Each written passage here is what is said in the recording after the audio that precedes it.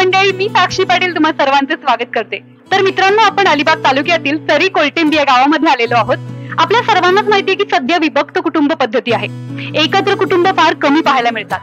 पण अलिबाग तालुक्यामध्ये या गावामध्ये एक असं कुटुंब आहे, पाटील परिवार आहे, जे गेले 100 वर्ष एकत्र कुटुंब पद्धतीमध्ये राहत आहेत। अनेक सणावारांना हे लोक एकत्र येतात। मुंबई पुण्यातील सगळे मुलं एकत्र जमतात।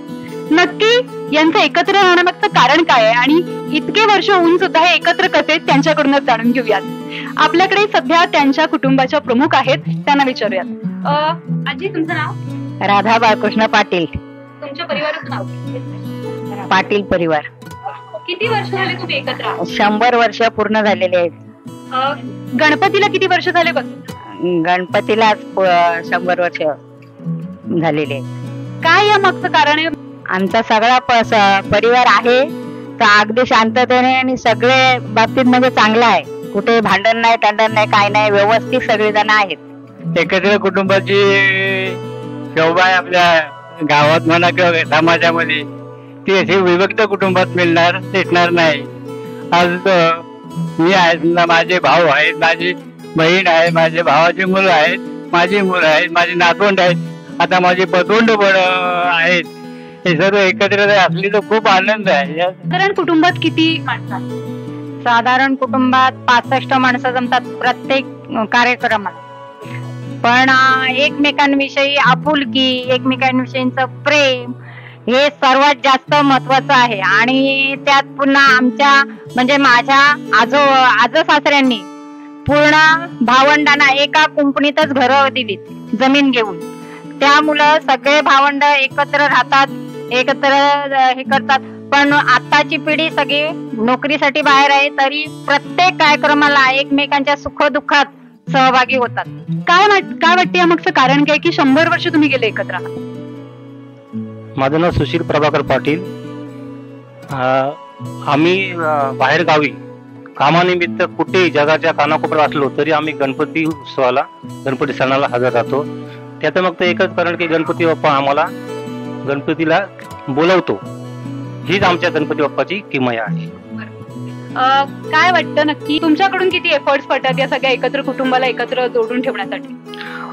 एकत्र कुटुंब म्हणजे सगळ्यांचा आनंद हा महत्वाचा आहे, पहिली गोष्ट म्हणजे। आणि जी जमलेली माझी सगळी भावंड मंडळी जी आहे ती एकाच वेळेला, म्हणजे गणपती असा सण आहे आपला की आपण एकत्र येतोच आणि हा आनंदाचा क्षण आहे। त्याच्यामुळे सगळे भावंड आम्ही जे बाहेर आहोत ते आम्ही एकत्र याच वेळेला मिळतो। साधारण 100 वर्ष तुम्ही सगळे एकत्र आहात, बरोबर?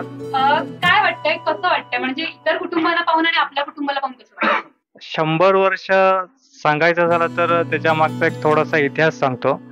आम्ही आज 3री पिढी आहोत, म्हणजे आमचे पणजोबा, आजोबा, त्याच्यानंतर आमचे वडील, आम्ही आणि नंतर आमची मुलं, असं करून त्याच्या मागचा 100 वर्षाचा इतिहास आहे। ह्याच्या मागचं हे सर्व उत्सव जो आहे, हा उत्सव साजर करण्यामागे एक कारण म्हणजे आपुलकी, प्रेम आणि एक उत्सव म्हणजे एक आनंद। इतर कुटुंबांना काय सांगताल ते विभक्त आहेत आणि तुम्ही एकत्र आहात, कसं वाटतं? सध्याच्या या युगामध्ये आपण बघतो की विभक्त कुटुंब पद्धती आहे ती मोठ्या प्रमाणात वाढत चाललेली आहे।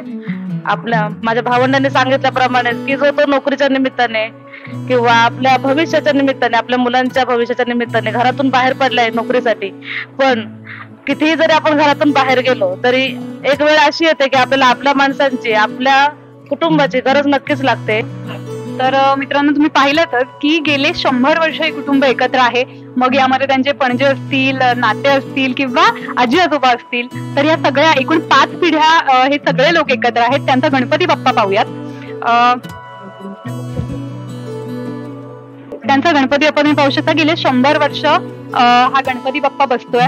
याच्यामुळेच आपण म्हणू शकतो की गेले 100 वर्ष हे लोक एकत्र आहेत। आणि मला वाटतं की विभक्त कुटुंब पद्धतीपेक्षा खरंच एकत्र कुटुंब पद्धती पूर्वीची खूप चांगली होती आणि अजूनही हे कुटुंब ही पद्धत जपतंय, यातच सर्व काही आलंय।